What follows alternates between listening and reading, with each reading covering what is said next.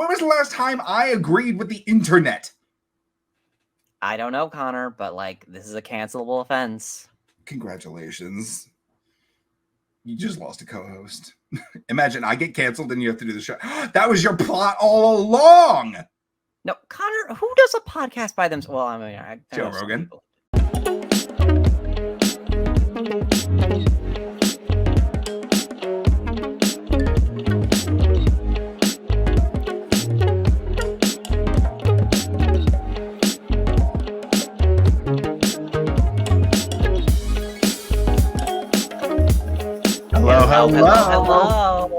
Hello, ladies and gentlemen, theys and gays. How are you today? Welcome to Fruity Cereal, episode 1. Kevin, it's real. We have a podcast. It is real. I can't believe this is actually happening. Oh my God.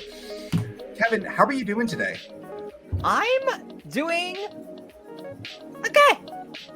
Just okay? Okay, sounds great. I'm doing amazing. I have a podcast. I mean, yeah. I'm going to be harping on this for a while. I apologize. Hey, you're not the one who was screaming on TikTok about it. No, you were. That was a little concerning. Yes, that's my point. That's what I was saying. I know. Do you need some help?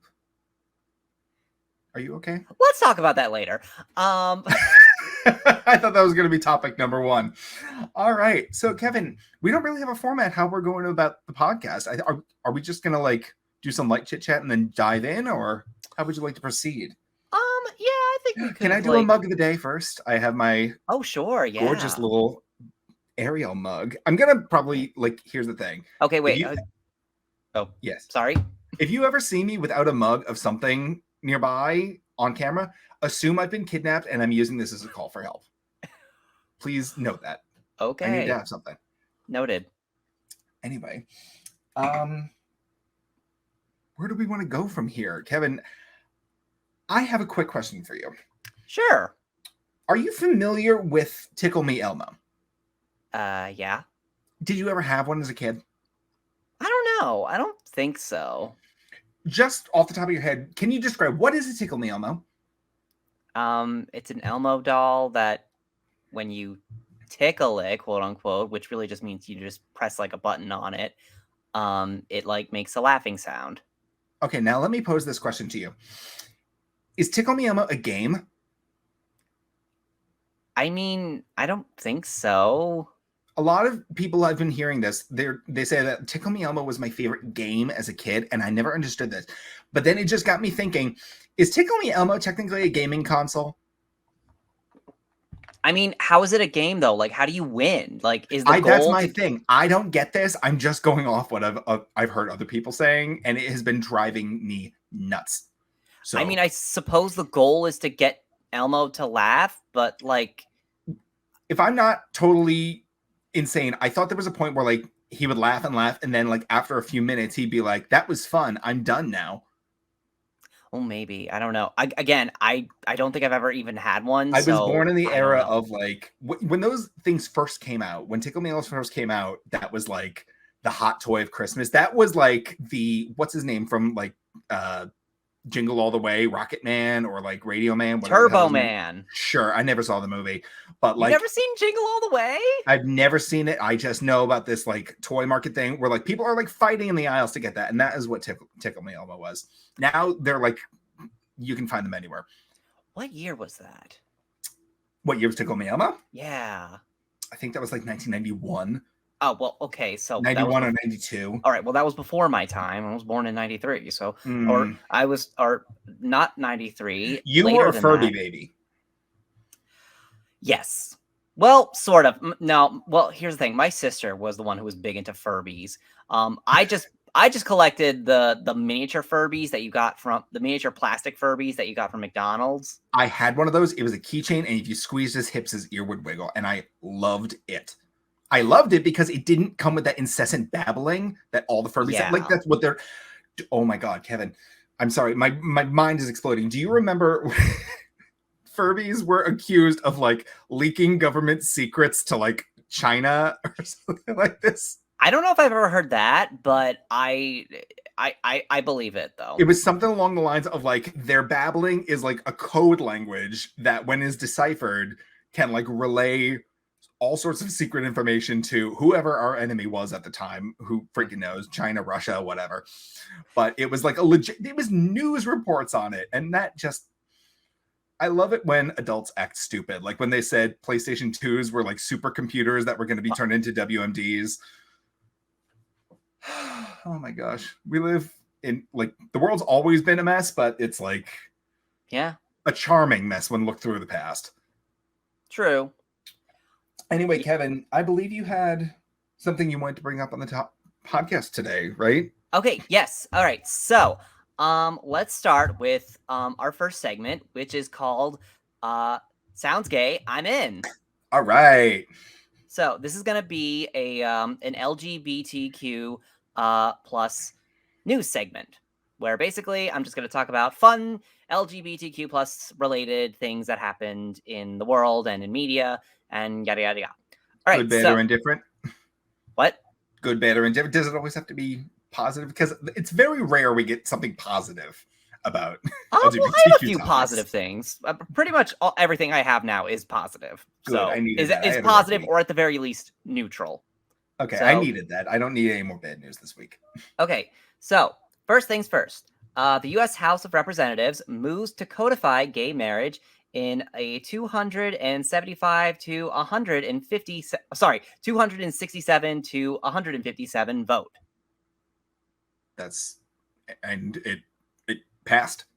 I believe it passed. So you came into this completely unprepared, is what I'm hearing. Good, cool. Great episode 1. Thank you, Kevin. Thank you. Goodbye. That is not what I said. Nice. No. Thank you, everybody, for our last episode. Have a good day.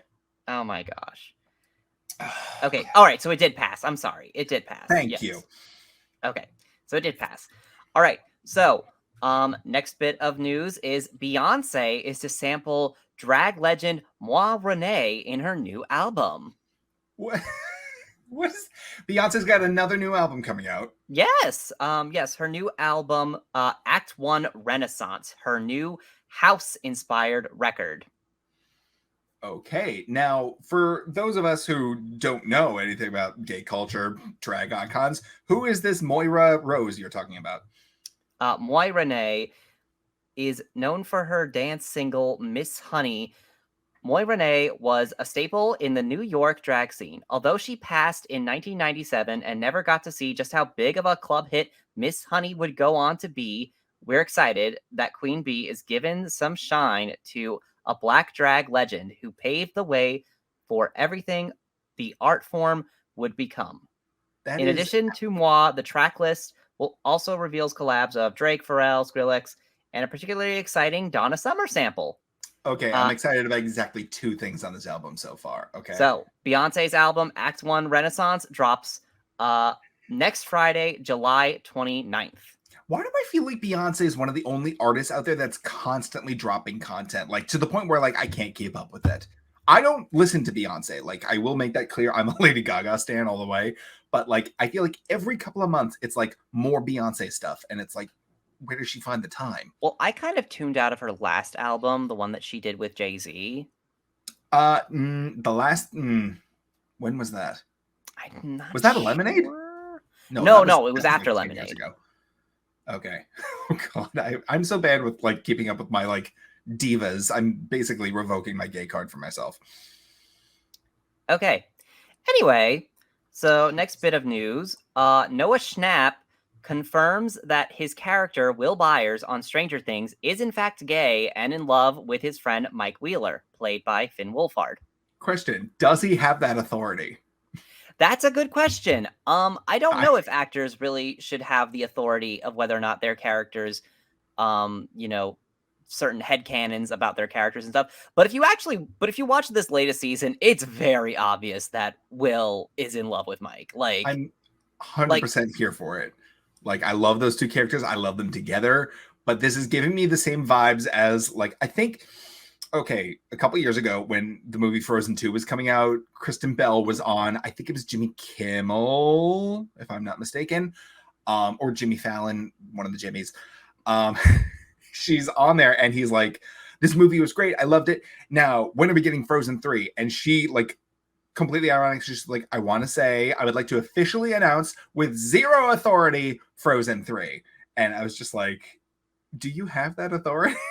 Like, well, she said with zero authority. So I know, but that's what I'm thinking about this whole situation is like, who told you were allowed to say that? Because I find it absolutely... I picture us living in a world that's a lot less accepting than we actually are. I think we still live in the 1950s where gay people are being loaded into like the back of police cars just for existing. So in my mind, I'm thinking that like he's saying that, yes, my character's gay and in love with Will. And then the network execs are like, absolutely not. You're cut from the show. Like, we're going to kill off your character. I don't know why I assume these things, but it is where my brain goes when people... Well, I mean, like Netflix hasn't stepped in and said, no, that's not right. So, I mean, okay, that is good. I mean, here's the thing. This is the same network that gave us Q-Force, which... It is, yes.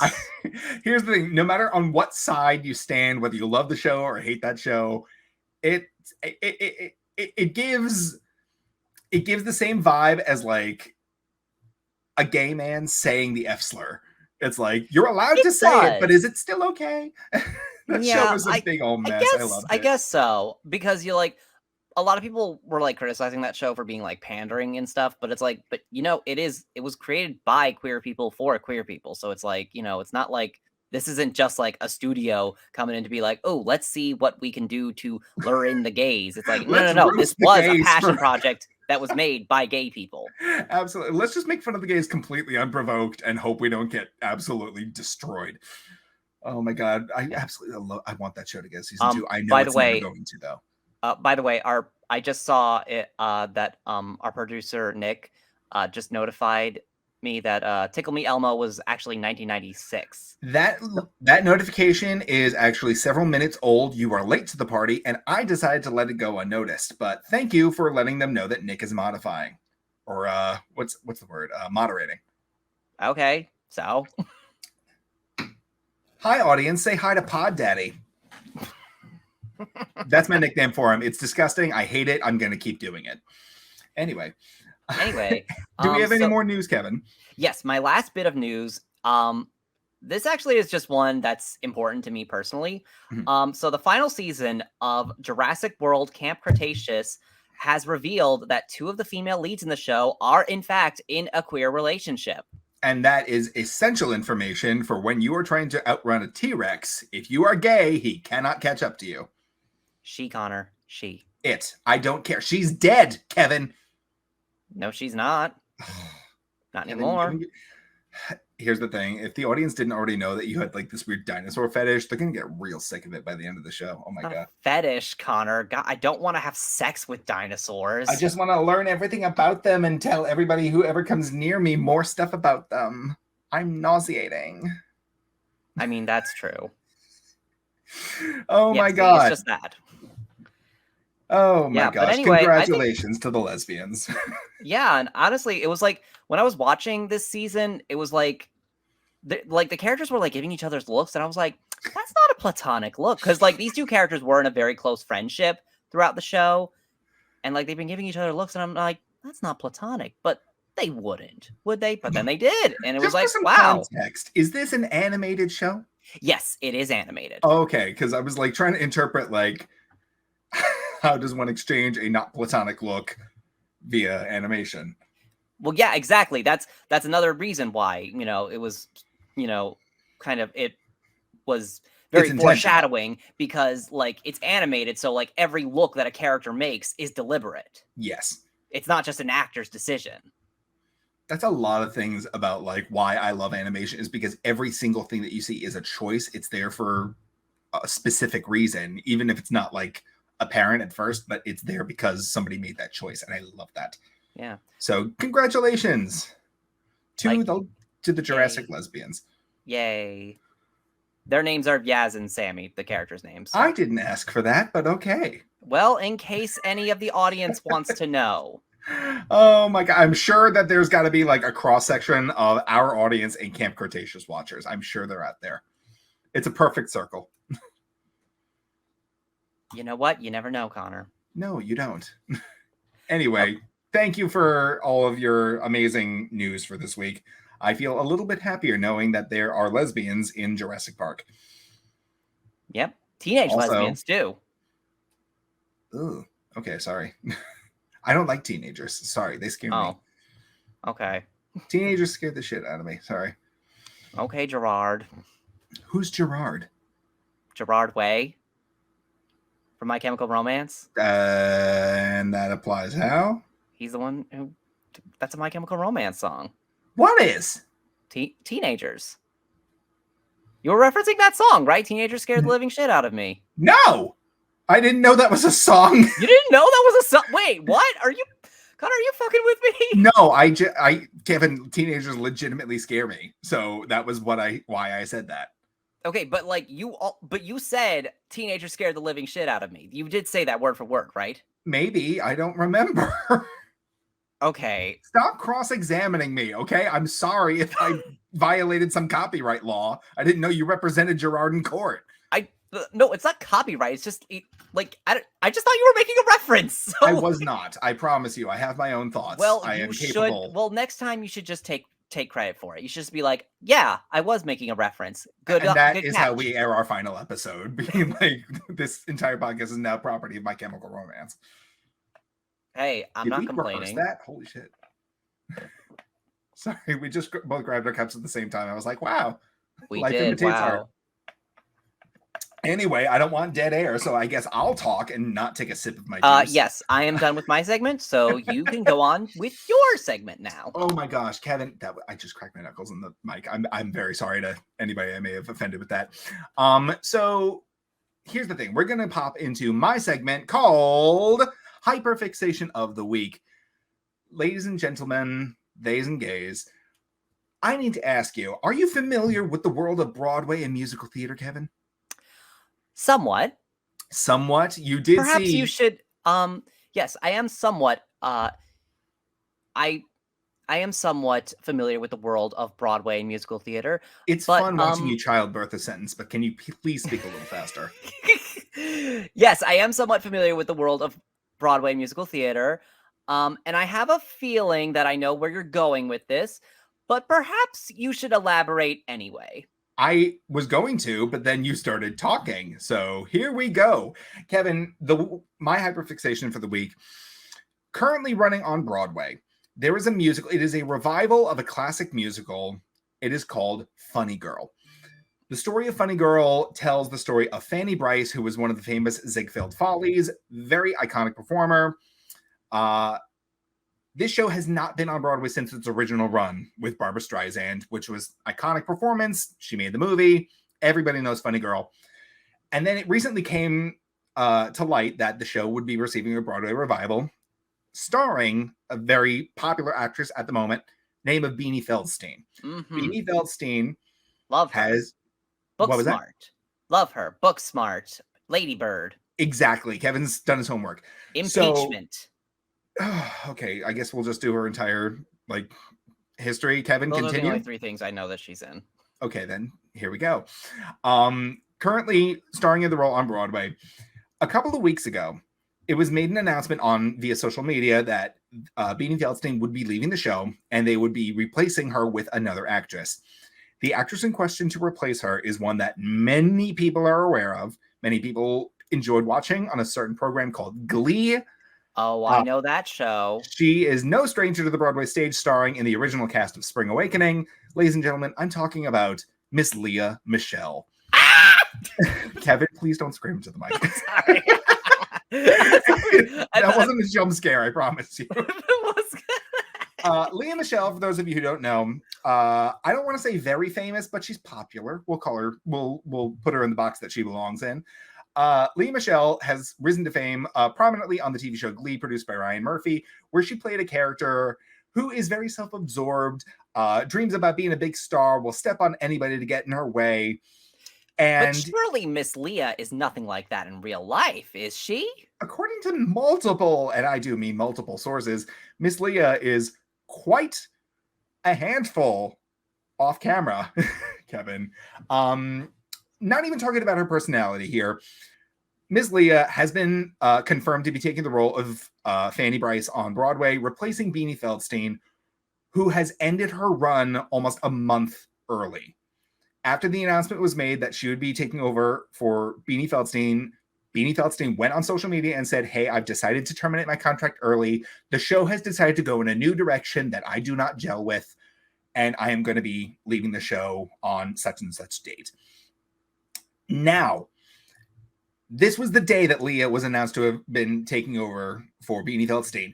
This is also the same day that fellow co-star of the show, I almost said Sue Sylvester, Jane Lynch, who played the character of Sue Sylvester on Glee, said, I am also ending my contract early. The moment they confirmed that Lea would be joining, she said, I'm gonna say goodbye as well. I think I've spent enough time. There's got to be like a lot of people out there saying that it's just coincidence, like yada yada yada. There are too many like little things here and there to suggest that they're just coincidence. That's suspicious. Jane has worked with Lea for the entirety of the show Glee, which ran for, I believe, 5 seasons or 6, something like that. It had a very decent run. And like we said before, Miss Lea has had multiple sources saying that she is not exactly the most fun person to work with. Maybe she's fun, but she's certainly not gonna like make you leave wanting more, so to speak. She's been accused of racist actions. Completely, like, she has been reported as saying racist things to cast members on Glee. There's also an insane rumor. I'll talk about that one last.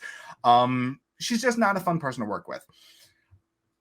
But like, you have to admit, there's something going on here with like the pettiness, the timing of everything. It's just not like, it didn't just pop out of thin air. Do you agree? Yeah, this does seem a little sus, a little suspicious. It definitely. Oh, also, like, this is just like me fangirling about the casting, but the woman who would be replacing Jane Lynch is Tova Feldsha, who I know as Rebecca Bunch's mother on Crazy Ex-Girlfriend, which is one of my favorite TV shows of all time.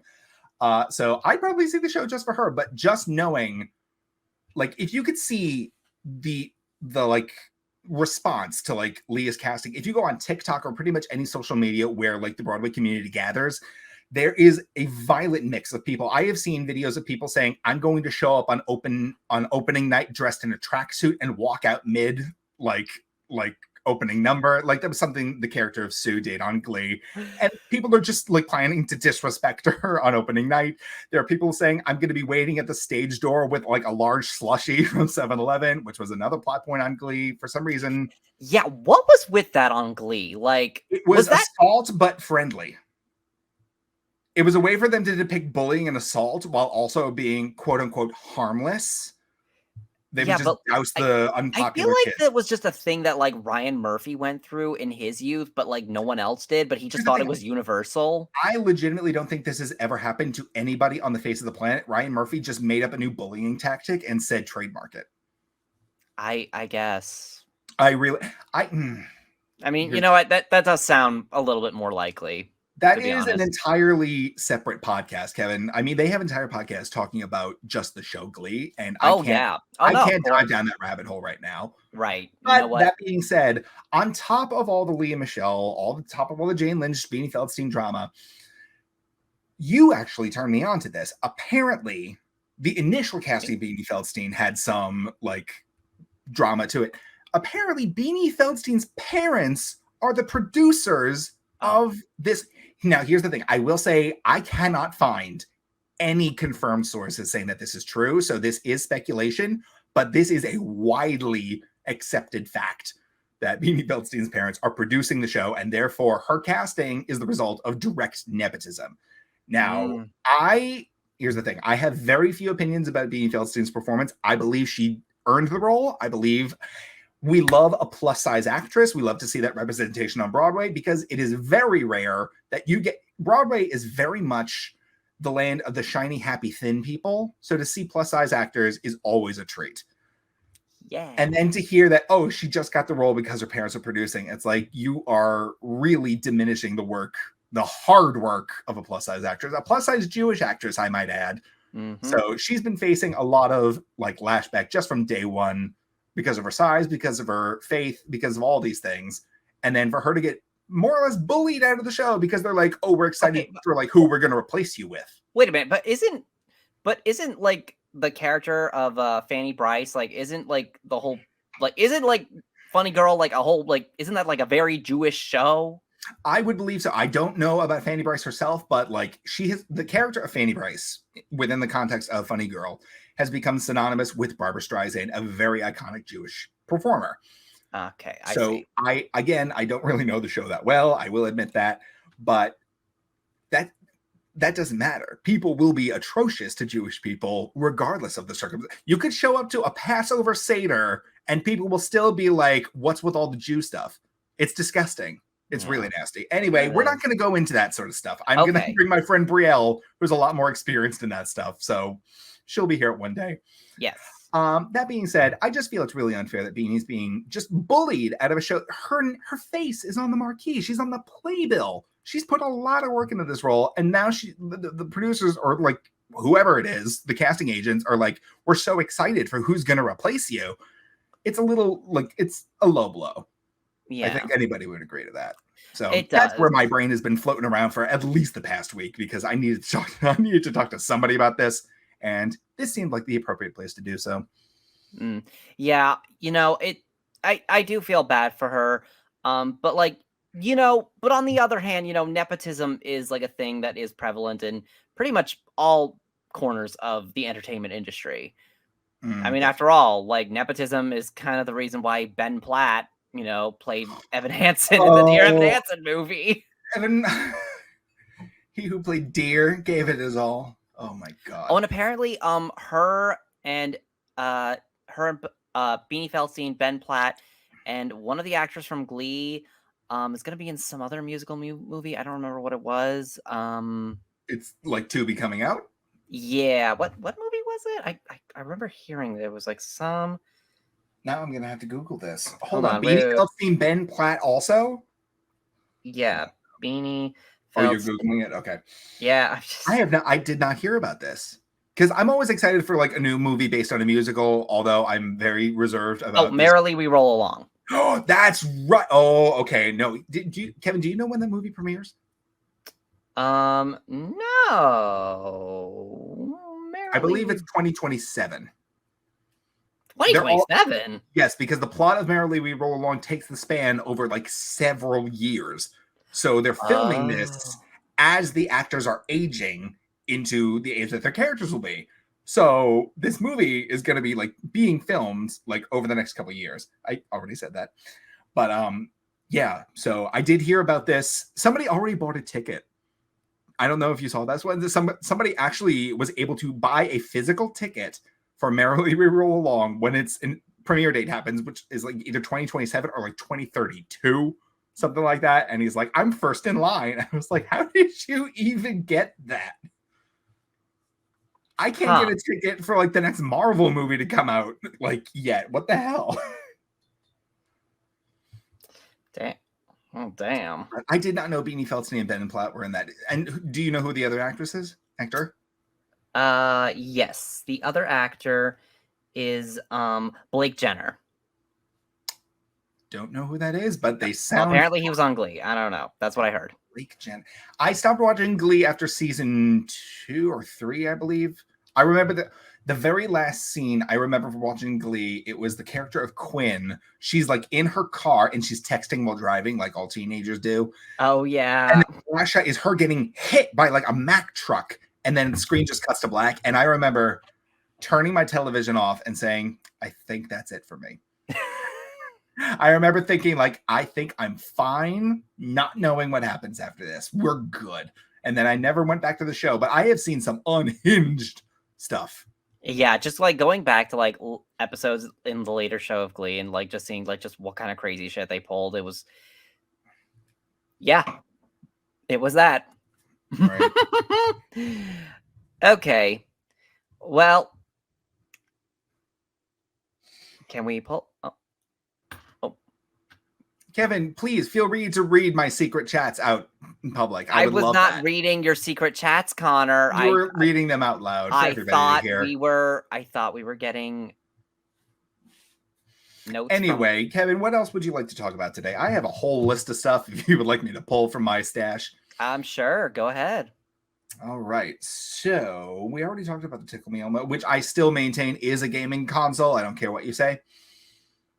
Okay, I thought you were just saying what other people were saying, but all right. Kevin, I have a question for you. Yes. What is your favorite candy? Does chocolate count as a candy? I would say yeah, but like, can you give me a specific type of chocolate or Kit Kat bar. Kit Kat bar is fine, delicious. That's an appropriate answer to that question. Okay. Thank you. I went on a date a couple of weeks ago that has stuck with me ever since then, and I've been waiting to talk about it until today for episode 1. Kevin, I gotta stop cracking my knuckles in the mic. I'm very sorry. Hey, it's ASMR, I guess, for some people. Oh no, there's some people that just like clicked away instantly, guaranteed. Anyway, I went on this date a couple of weeks ago. Very handsome guy. I mean, like, he's exactly my type. He's tall. He's very handsome. We go to this whatever restaurant. I can't even remember the name of the restaurant, but it was like Indian, Dominican, whatever it was. As we're sitting around getting to know each other, we're asking the stereotypical questions. What's your favorite movie, TV show, yada, yada, yada. And then we get to the question, what is your favorite type of candy? Now, for me, the answer was very simple. It was blue gummy sharks. You can't find them that very, like, super easily, but, like, I absolutely love them. Okay. Then he gives me his answer, and I need you to tell me how you would react to hearing this. Okay. I asked him, what is his favorite candy? And he responds with, oh, that's easy. Grape Pez. Okay. Yes, grape Pez. Okay, look. So, like, medicine. Yeah. Oh my God. First of all, Kevin, I didn't even know that Pez came in different flavors. Let's talk about it. It comes, Kevin. Oh my God. I googled this. Connor, didn't you go through a phase where you were collecting Pez dispensers? Yes, but they all come with like the standard like lemon and strawberry. He opened my eyes. He's like, oh yeah, they come. You can get like sugar cookie. You can get cotton candy. You can get and then he's like, my favorite is grape Pez, and I'm like, thinking that's like the multivitamins you get as a kid that come in like the little like Flintstones. Yeah. Oh my God. And that's his favorite? Maybe he's nostalgic for Flintstones gummies. I don't know. Or maybe he kills women on the weekend, Kevin. That's not a normal answer. That's not an answer you give when you're trying to get to know somebody. That's not a normal answer. Oh my God. Yeah. So I've been thinking about this for an insane amount of time. I have not spoken to him since then, just so you know. But oh my goodness. I mean, I don't know if I'd call that a deal breaker. It's just it's suspicious and weird, but I don't know if I'd call that a deal breaker, Connor. No, Kevin, no. I'm not. Also, Nick just wrote that the different Pez flavors are cherry, strawberry, orange, raspberry, vanilla cupcake, banana, lemon, cola, sour blue raspberry, sour watermelon, sour green apple, and even chocolate and candy corn. Interesting. Did not know that. I'm not seeing grape in there, actually. Also, you don't have to read everything he sends to us. Well, I'm not. I didn't read the thing he said about the Merrily We Roll Along. Kevin, I'm gonna break your legs. I swear to God. I'm gonna go full misery on your ass. What, are you trying to wish me good luck on my show? Excuse me? You know, like break a leg? Oh my God, that wasn't even funny. I know it was. Well, you're in your flop era. I forgot. Sorry. I am not in my flop era anymore. Flop era? Yes, you are. No, I am not. Millie Bobbi Brown has your exact location. Millie Bobbi Brown will not run me over, okay? And she will not take my GFE products. Can we talk? Okay, that's another thing I would love to talk about. I was talking to a friend of mine, a very good friend of mine, obsessed with Stranger Things, like 90% of the world right now. And I made a joke about this meme that's going around. It's been for a while about Millie Bobbi. I'm sorry. I just find it so funny. About Millie Bobbi Brown being homophobic. It is the stupidest thing because when this became popular, she was like, what? 13? Yeah, I think she was like 14 or something. Like, she was a child. She was a full-on child. And the concept of a 14-year-old being this, like, horrific homophobe that's like, I'm gonna get in my car and run over some F-slurs. It's like, to me, it was absurdist humor. It's like, because this could never happen. Like, that's why it's funny. My friend, I don't even think she was old enough to drive at that time. Probably not. But my friend was like dude, that's not cool. She was a child. Like, you're making fun of her like trauma. And I was like, it's a like, I don't think it's like her what trauma from her? She was getting like people like writing at her being like, how could you be homophobic? You're a terrible person. Like, people thought it was real. People were like, oh my God, this is like them making a joke about people who don't get jokes like that. I know, but like, to be fair, the joke has kind of lost its luster, especially now that she's 18. So it's like she's not a little girl anymore. So it's like kind of like it's not that funny. It's not that funny, but like it's not funny when an 18-year-old is homophobic. It's funny when like a 12-year-old is homophobic. We would like to make this clear at this moment in time. Millie Bobbi Brown is not a homophobe. She is. Kevin, please don't fan the flames. I'm sorry. Sorry, I'm just being fair. Just be fair. Let's give her. Here's the thing: she's innocent until proven guilty. At this moment, she is an ally. If she would like to come and say that no, we are wrong, I would love to sit down and talk with her and give her a talking to. But Millie Bobbi Brown is not the type of person who's going to run over people in her car for being gay. Although, Kevin, can we talk about, because you watched Stranger Things season 4, right? Mm-hmm. I have no context for why this happened, but I kept seeing all of these videos of her character 11 like running through what I assume is like the Hawkins facility, like absolutely terrified of all these images of rainbows that are around her. Okay, yeah. And I'm thinking, there's no way that they did this and we're like, oh, this is like an innocent little thing we came up with. Like, no, they knew the joke. They had to. I think they did. Well, here's the thing. Like, the Rainbow Room was like a thing that's been established since like season 2 of the show. So like the rainbow imagery of like where they were keeping the kids in Hawkins labs, that is a thing that's been since season 2. So like it could just be a coincidence, but on the other hand, it could be there was that one shot of her like with a tear down her face, looking at the rainbow and just like crying, like devastated, and it's like, that she saw that rainbow. Did kind of feel a little deliberate. It was like, okay, I see what you guys did there. It's like, very funny. There is no way that with like how like popular the joke was, like somebody had to have texted her and been like, have you seen this? People are thinking that you're this like horrific. Well, I think she made a response about it. Like not directly, but I think she did make a response to it at like one of like, I think like it was like the MTV Movie Awards or something, or the video or the Teen Choice Awards. I don't know. It was one of those like minor award shows. One of the minor award shows. What? Is that not a fair thing to call them? I mean, I wouldn't say it's fair, but I guess it's not inaccurate. It's a little rude, though. Like, why are you going to qualify success based on how popular the award show is? I mean, I don't know. Arguably, the Teen Choice Awards could be more popular than the Oscars. I mean, are you really going to tell somebody like, oh, you won a Teen Choice Award? I won an Academy Award. Like, I mean, if I did, like, here's the thing. I don't know. Can we talk about that? I would respect a person with the Teen Choice Award more than I would a person with an Academy Award. Really? Hot take. Here's the thing. The Academy Awards are nothing but a popularity contest. Who is this Academy? Who are these people saying that person A is a better actor than person B? You know That's what I true. mean? That's true. That is. And I have seen some amazing movies that got completely snubbed at the Oscars. Let's talk about Saving Mr. Banks. Mm-hmm. That was Emma Thompson's. Mr. Hanks.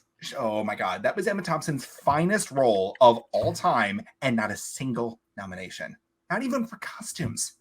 Yeah. Oh God. I think it's like the best like live action Disney movie there is. I mean, live action Disney movie that's like not Marvel or Star Wars, at least.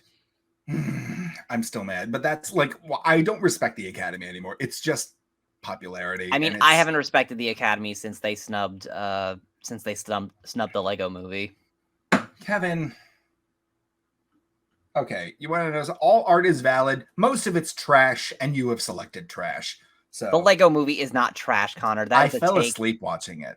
Connor, that is a take that is going to get you canceled. I'm just warning you right now. Kevin, the Lego movie was trash. Oh my God. The only good thing about that movie was the song. Everybody's Awesome or whatever. So you completely agree with the Academy that the only good thing about the movie was the song? Sure. Wow. Okay, call me a hypocrite. Wow, you either die a hero, you live long enough to see yourself become the Academy. Oh my God, Kevin, please stop. You're not as funny as you think you are. You're just goofy looking. I am not trying to be funny. I'm just predicting your future. Your downward spiral. Excuse me. How dare you?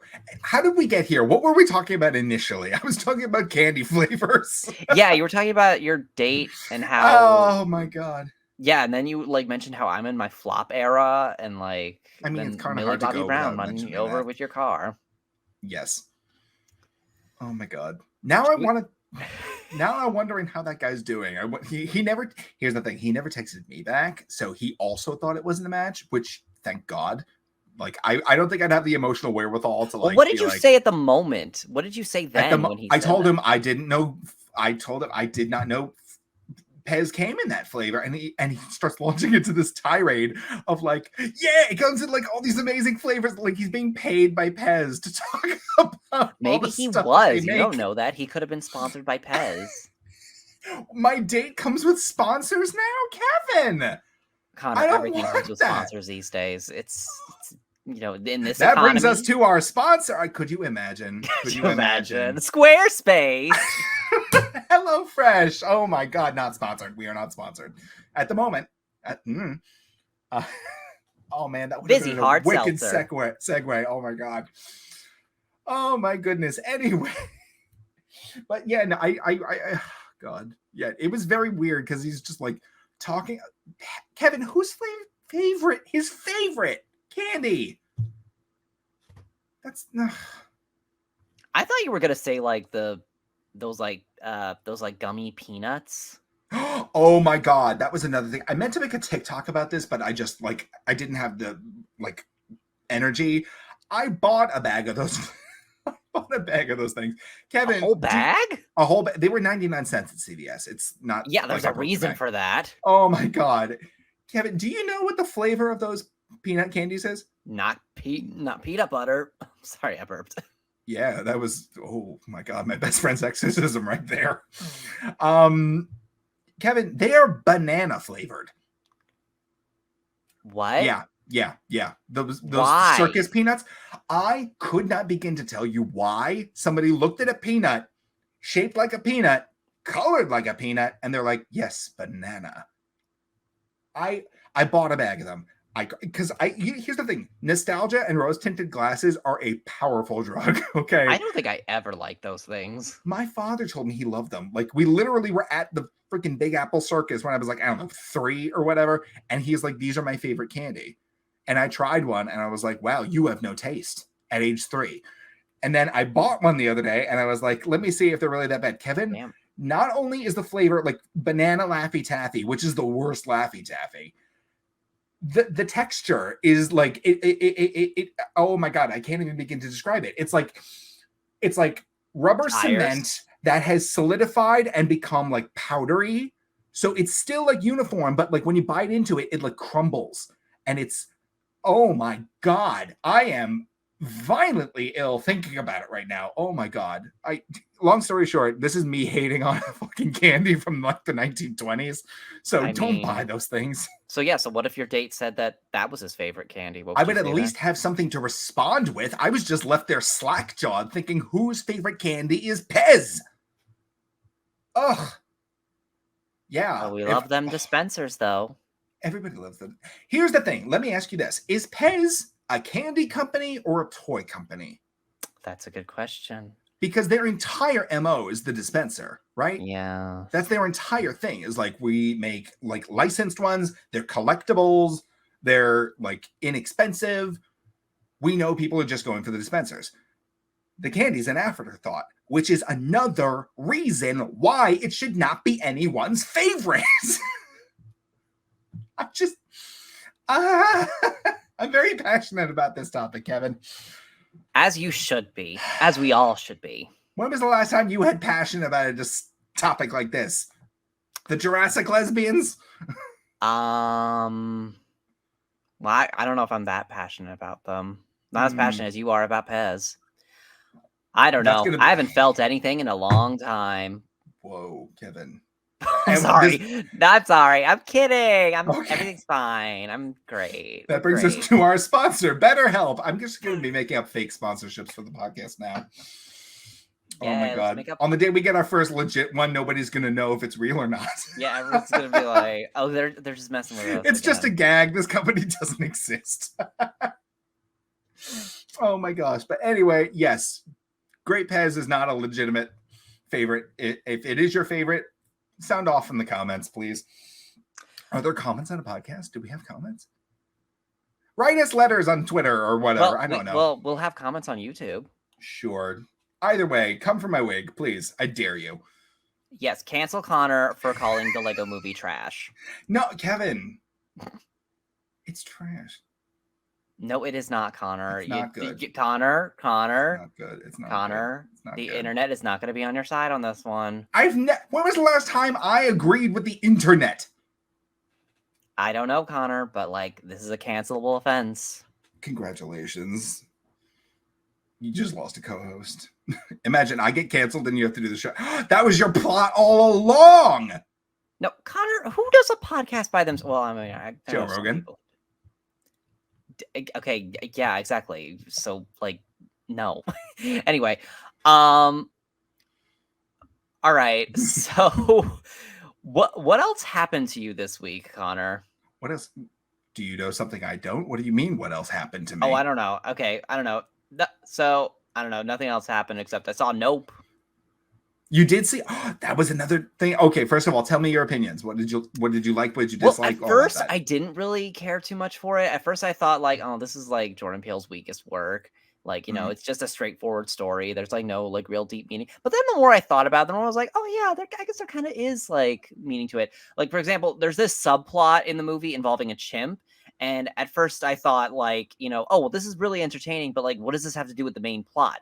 But then, you know, the more I thought about it, the more I was like, oh, okay, so it has to do with like, I can't really get too specific into the themes of the movie without getting into spoilers. So like, I'm not really going to say how, but like, it does get into it. It does relate.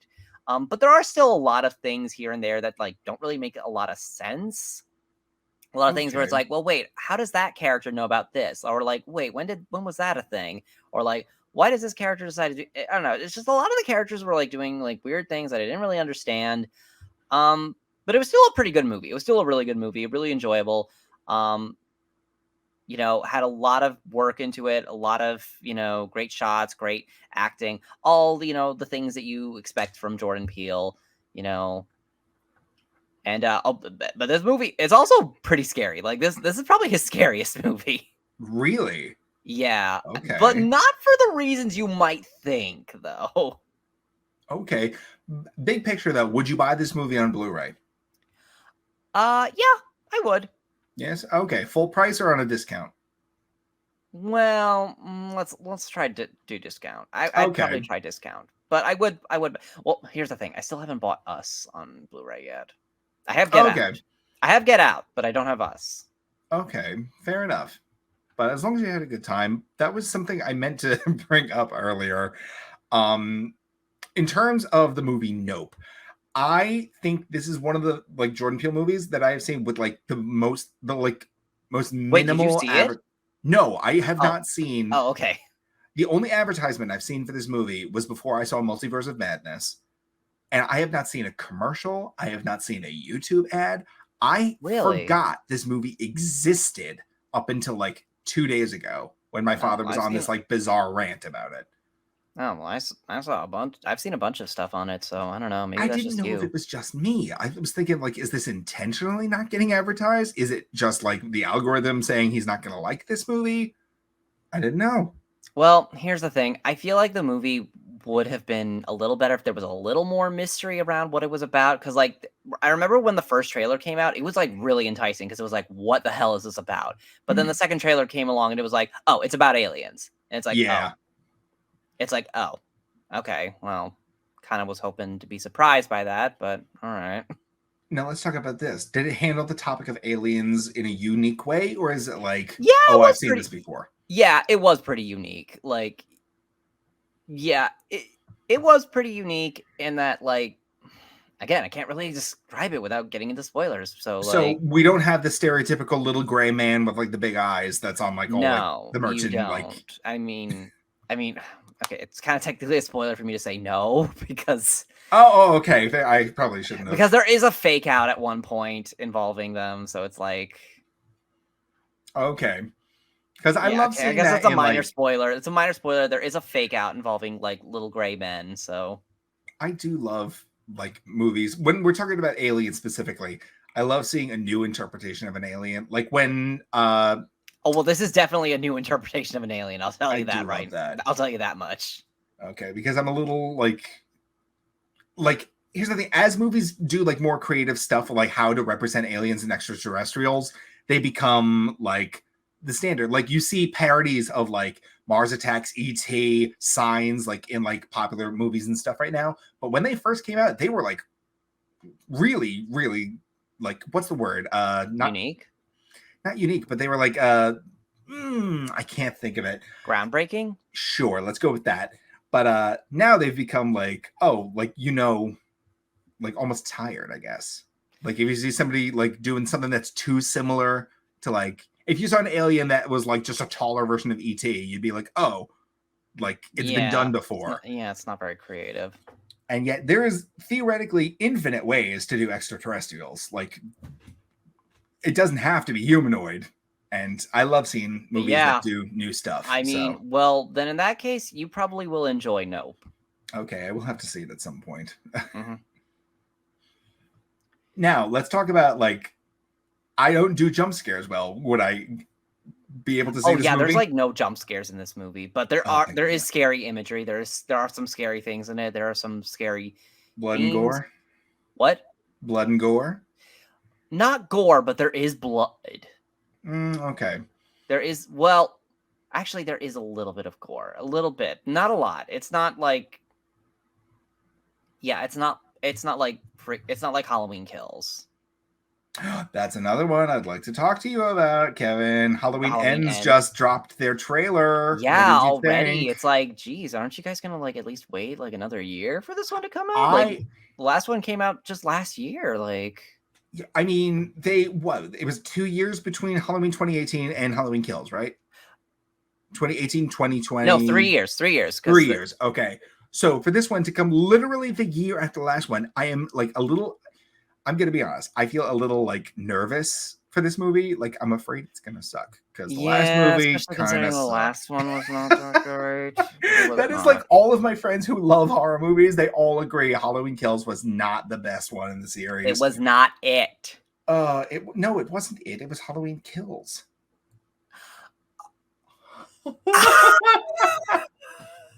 Talk about flop era. Okay. Anyway. Okay, that was a little mean, but okay. What is that? Anyway. So I'm excited for the movie. I'm probably gonna end up seeing it because I'm loyal to Michael Myers. He's back here on my where did he put it? Oh, there he is on my little shelf. Okay. I'm probably gonna see it at some point, but like I'm nervous because I don't think I'm gonna see it in theaters. That's what I'm gonna wait. Like I think if they do the same thing they did last year, was like streaming it on HBO Max at the same time it was in theaters. I believe it was Peacock.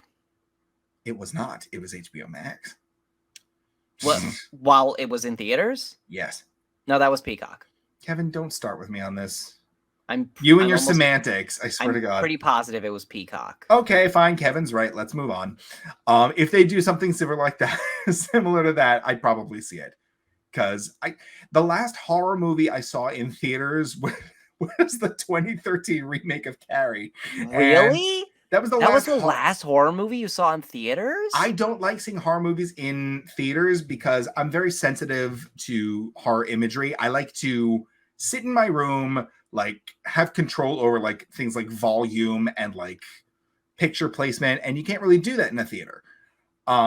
So yeah, the last horror movie I saw was 2013's Carrie, which was okay. It wasn't great. It wasn't the best, but it was kind of a little. You saw that with me, didn't you? I know. That's why I was surprised that was the last movie you saw because I was there. I was like, oh wow, yes, that was a lot. Yeah, and that movie was like, I wouldn't say it was bad, but it was kind of unnecessary because it pretty much hit all the same notes as the original. It was the same. The guy that wrote the script for it wrote the script for the original and thought like, oh, I did perfect the first time. Why do I need to change anything? It's like, really, well, then why are you making this movie at all? I mean, here's the thing. The director had a very different vision, and they told her, hey, no, just do the first one. And it really suffered. What was the original vision going to be? We had a much larger scale for like the towns. Like Carrie was going to destroy the town. Like it wasn't just going to be like this little walk over to her house. I wish she was going to do like full town destruction. And the director was like, we're doing this. And then somewhere in the studio, they said, hey, we got to pull the plug or pull the strings back. I did think that the way they killed Chris was pretty cool. Why did Chris get a Mortal Kombat X-ray death? It was so cool. And nothing else in the movie was like that. Well, there was that one person that got killed by bleachers. And then there was that one girl that got like whipped to death by an electrical cord. It like it was whipping her, and then it like lit her dress on fire. No, it like whipped her so she would step back into a fire, and it caught her dress. And then they got the stunt actress who did that kill is like, I guess like a fire dancer. It's like her career. Like she has like flaming clothing, and she looked amazing. That was one of the best visuals in the whole movie. How did we get talking about 2013 remake of Carrie? We were because you said that was the last movie you saw in theaters. Yeah, I just love seeing like the paths our conversations go to. It was like, how did we get here? I'm still thinking about what this episode title is going to be. We'll discuss that later. Here's the thing: if you clicked on this episode and the title was particularly engaging, let us know. Let us know we did good. Yes. Anyway, Kevin, I think we've been talking for quite a while. Did you want to do a final wrap-up? Yeah, we're almost at the hour mark, so I think we probably should wrap this up. All right. I had a delightful time doing our first ever podcast episode. Yes. Holy crap. We're going... Sorry I burped before. You want to know what? That's going to be the teaser before the episode starts. Guaranteed. Oh, watch. No. Congratulations. Flop era. Anyway, thank you guys for watching. If you want to hear more from Fruity Cereal, you can listen to us every Monday at 9 a.m. on the Empty the Bench Podcast Network. Kevin, take it from here. And if you want to follow us on any of our personal socials, or if you want to follow the Fruity Cereal on social, you can look up anywhere at Fruity Cereal. That's fruity like the food and cereal like the number. You can follow me, Connor, at Connor F from LI on Twitter or Connor K Fitz on TikTok. And you can follow me at It's Kevin O'Lear. That's ITSKEVINOLEAR on Instagram, TikTok, and Twitter. And you can follow me on YouTube at Kevo Productions. How do I spell that? KEVOPRODUCTIONS. Good boy. That was for anybody out there with a praise kink. Sorry about that. Thank you for joining us, and we will see you guys next week, Monday at 9 a.m. Have a good day. Bye.